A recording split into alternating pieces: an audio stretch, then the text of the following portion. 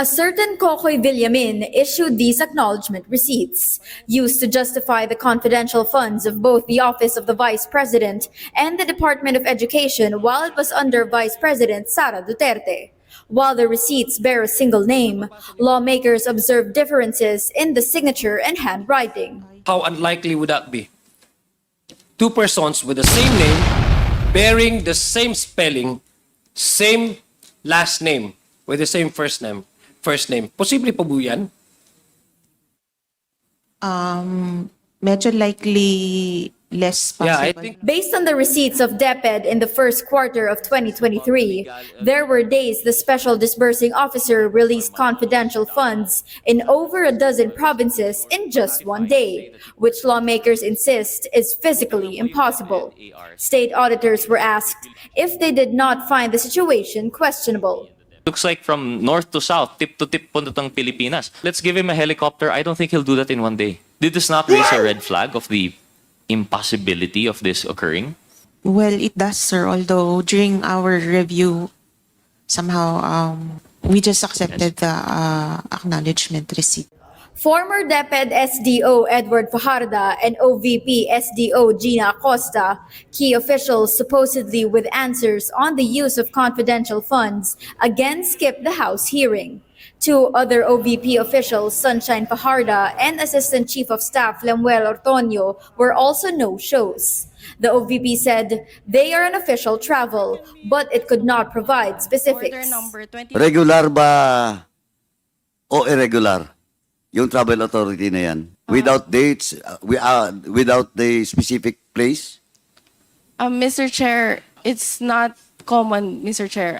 This is the first time. Are you trying to hide the truth? Na parang lumalabas, sadyang iniiwasan nyo na dumalo yung mga opisyalis ninyo dito sa aming pangdinig. Mr. Chair, this is beyond disrespect to the committee. The House panel cited Ortonio in contempt again for his continued absence in the hearing and for not respecting the committee. The panel ordered his detention at the Bicutan prison for 10 days. Another no-show at the hearing was Vice President Sara Duterte. Based on her letter, she was not asked a single question when she last attended the hearing in September. Duterte earlier said there was no misuse in her agency's confidential funds. Meanwhile, OVP Chief of Staff Attorney Zuleika Lopez faced lawmakers for the first time. She maintained she has no personal knowledge on confidential expenses. In the Office of the Vice President, although I am the Undersecretary and the Chief of Staff, I am purely handling, as I mentioned, operational concerns. There are areas, for example, that I am not privy to. One of which is the matter of confidential expenses. OVP Director for Administrative and Finance Services, Rosalind Sanchez, earlier identified Lopez as among those with knowledge on how confidential funds were used by the OVP and DepEd. The other two are Acosta and Duterte.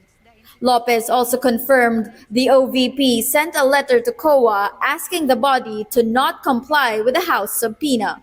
The House issued a subpoena asking COA to submit all documents regarding its audit of the 2022 and 2023 confidential funds of OVP and DepEd.